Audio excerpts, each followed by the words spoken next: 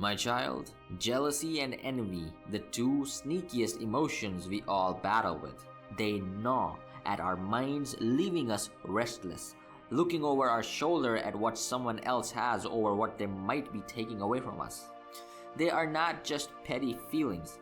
They are like shadows that can creep in and silently distort how we see ourselves and others. They make us feel inadequate, undermined, and somehow incomplete. But instead of recognizing them for what they are, many let these feelings fester, slowly feeding insecurities that poison every part of life they touch. It's high time to take these emotions head on, transform them, and use them as fuel rather than letting them drain you dry. What sparks jealousy and envy really? Let's break it down. Jealousy is rooted in the fear of losing something or someone we care about. It's that nagging feeling that someone's getting too close to taking what's ours. Envy, on the other hand, is fueled by the desire to possess something someone else has. Status, possessions, physique, you name it. These emotions are the shadows cast by insecurity, often arising from physical appearance, social standing, material possessions, or relationships. The real kicker? Both of these feelings are actually rooted in one basic but powerful feeling, a sense of lack. We all experience it, feeling less than, in one way or another. But here's the truth. This feeling of lack is a perception, a story we tell ourselves. And ironically, people who seem to have it all can still feel envious or jealous. Doesn't matter how much you have got, if you're insecure, these feelings will find a way to creep into your mind. Take a guy who's fit, wealthy, and socially respected. He might still envy someone else's confidence or freedom. Jealousy and envy don't care about what you have, they care about what you think you're missing. And yes, these emotions are normal.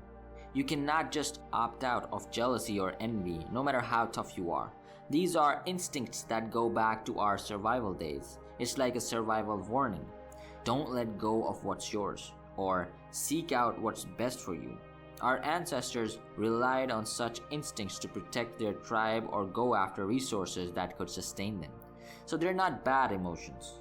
They're part of our inner drive, part of the natural human wiring. But here's where things take a sharp turn. Are jealousy and envy actually healthy? That depends entirely on what you do with them. Like any emotion, you can let it control you, or you can turn it into fuel. When we let jealousy and envy run wild without self-control, they morph into toxic behaviors, resentment, anger, and petty hatred. People start tearing each other down out of insecurity, projecting their inadequacies onto others. You have probably seen it.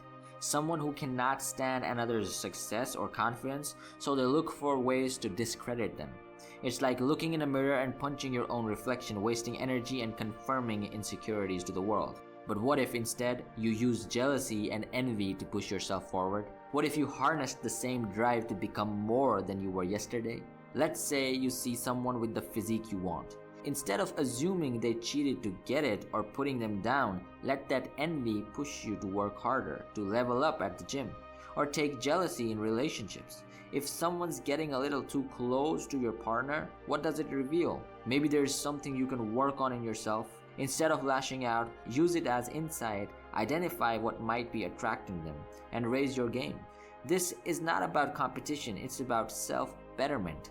And let's talk about the real solution here. Eliminating this sense of lack. The more we live by comparison, the more we become prisoners of that feeling. This feeling is heightened in today's world where we are conditioned to think that happiness and validation lie in the opinions and admiration of others. Every post, every like, every ad pushes that need for approval. But real satisfaction, real peace only comes when we stop chasing external validation and start building internal self-worth. The feeling of lack is an illusion that you can break free from, but it means stopping the comparison game and looking inward instead of sideways. What does this look like? It means becoming self-sufficient and aligning your life with things you genuinely care about, things that make you happy, independent of what others think. The world does not define your happiness, you do. If your joy depends on other people's reactions, you're always going to feel lacking. But if your happiness comes from within, there is no shortage and jealousy and envy lose their grip on you. Stop handing over the reins of your mind to anyone who comes along. Imagine this. If you wouldn't let a stranger take control of your physical body, Why would you let them dictate your mental peace and happiness? Refuse to let other people's lives make you feel incomplete, because when you live on your terms, there's no room for lack, only abundance. It all comes down to this. Jealousy and envy are a call to action, a reminder to wake up and focus on what you can control and who you truly are. Use these emotions to refine yourself, not to bring others down. Take them as signals for growth, not signs of defeat. Because the truth is, your life is in your hands, and only you decide what defines you. To dive deeper into intriguing topics like this, click here to watch more and wake up.